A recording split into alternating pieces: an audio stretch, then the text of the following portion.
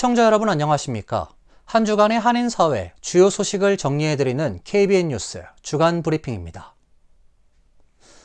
이번 주 첫 소식입니다. 제39대 뉴욕 한인회장에 이명석 후보의 당선이 확정됐습니다.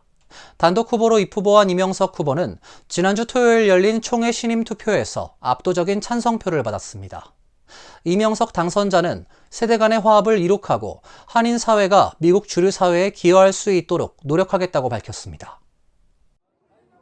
지난 토요일 퀸즈 베이사이드에 위치한 KCS 뉴욕 한인 봉사센터 오전 11시 뉴욕 한인회 총회에 참석하기 위한 한인들의 발길이 이어졌습니다.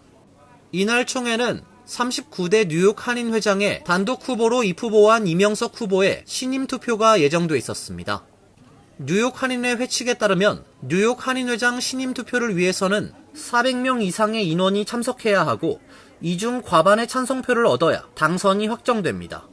이날 총회에는 총 554명이 참석해 조건을 충족했습니다. 투표는 오전 11시 50분경부터 비공개 비밀 투표로 실시됐으며 개표 결과 전체 투표수 503표 가운데 찬성 498표, 반대 3표, 무효 2표로 이명석 후보의 당선이 확정됐습니다. 이명석 당선인은 여주영 선관위원장으로부터 당선증을 전달받고 자신은 한인사회 여러 세대와 분야를 화합 단합시키고 우리 한인 커뮤니티가 미국 주류 사회에 기여할 수 있도록 하겠다고 말했습니다.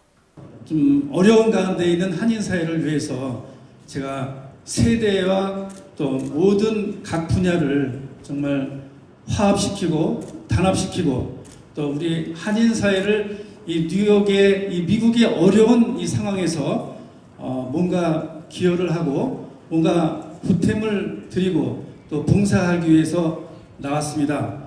이명석 당선인은 오는 5월 1일부터 제39대 뉴욕 한인회장 임기를 시작하며 2027년 4월 30일까지 2년간 뉴욕 한인회장직을 수행하게 됩니다. 한편 이날 총회는 투표에 앞서 김광석 뉴욕 한인회장이 제38대 뉴욕 한인회 활동 보고, 재정 보고, 뉴욕 한인회관 현황 보고를 진행했습니다. 트럼프 행정부 출범을 전후해 몇 달째 답답한 흐름을 이어가던 영주권 문호가 소폭 개선됐습니다. 가족 이민은 대부분의 순위가 진전했으며 취업 이민도 2, 3순위 비자 발급 우선 일자가 앞당겨졌습니다.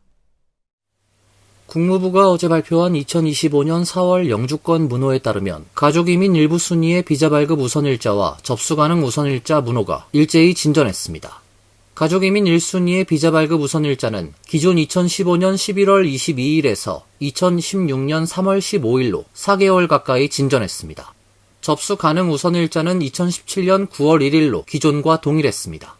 가족이민 2A 순위의 경우 비자 발급 우선일자는 2022년 1월 1일로 동결됐지만 접수 가능 우선일자가 2024년 10월 15일로 3개월 진전했습니다. 가족이민 2B 순위 역시 비자 발급 우선일자가 2개월 진전했으며 가족이민 3순위 비자 발급 우선일자는 7개월 앞당겨졌습니다. 다만 가족이민 2B 순위와 3순위의 접수 가능 우선일자는 기존과 같았습니다. 가족이민 4순위 접수 가능 우선일자도 2008년 4월 1일로 1개월 진전했습니다. 취업이민에선 2에서 3순위 비자 발급 우선일자가 진전했습니다.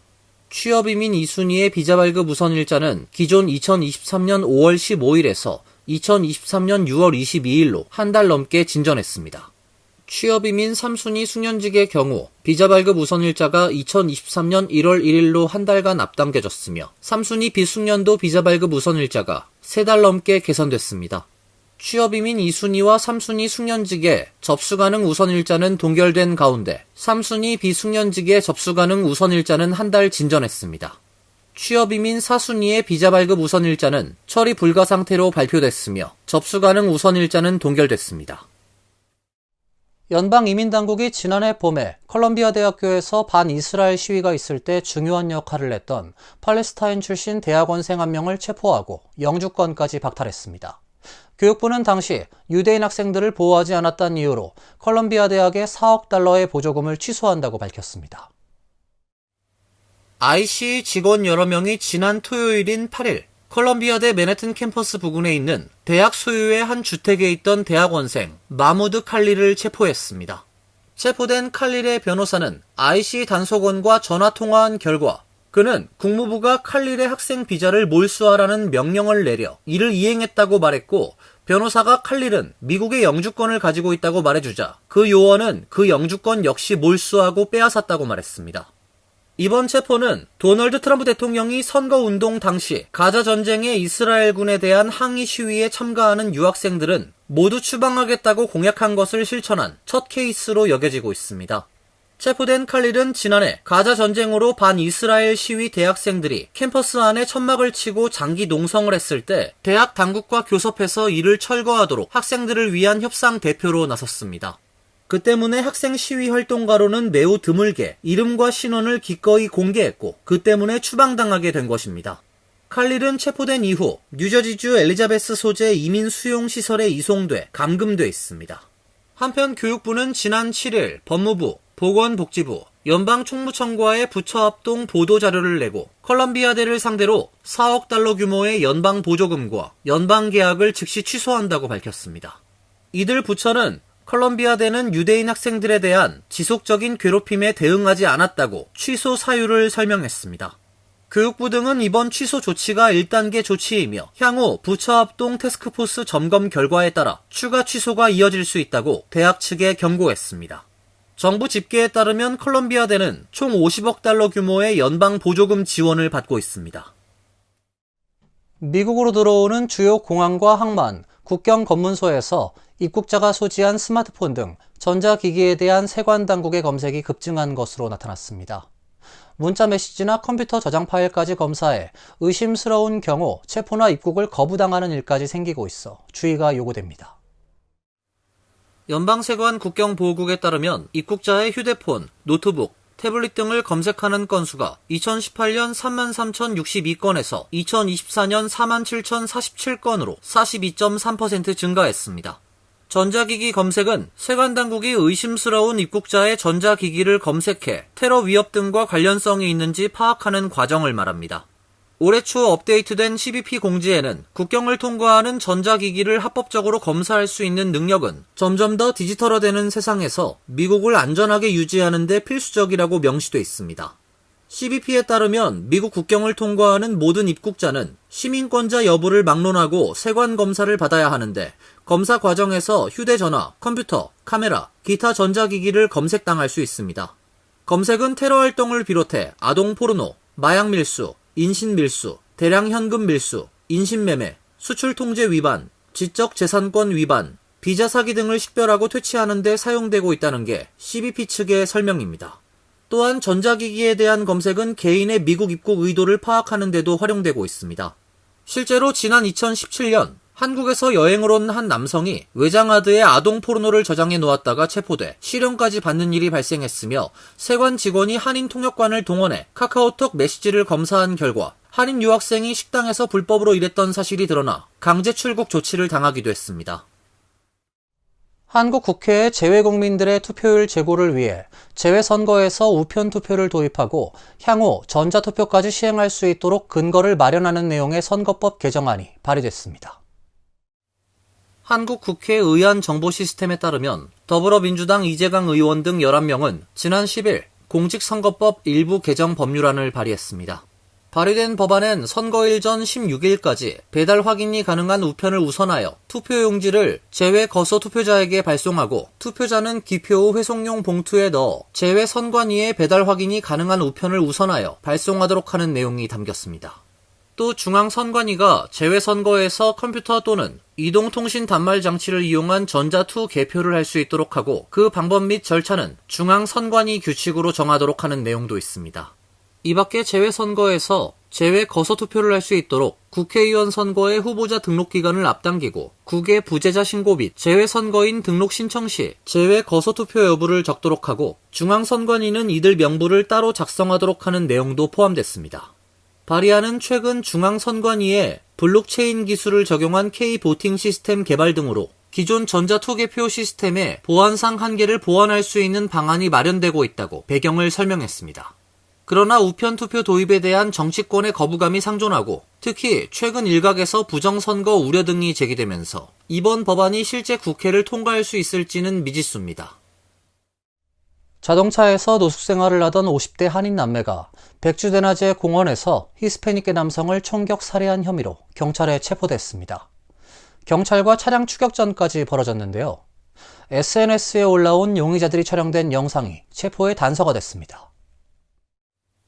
LA 카운티 셰리프국에 따르면 지난달 25일 오후 12시 30분께 세리토스 지역 돈크나베 커뮤니티 리저널 팍에서 자전거 도로를 걷고 있던 66세 남성 쿠아우테모크 가르시아가 뒤따라오던 2명의 용의자들에 의해 총격을 받고 살해됐습니다.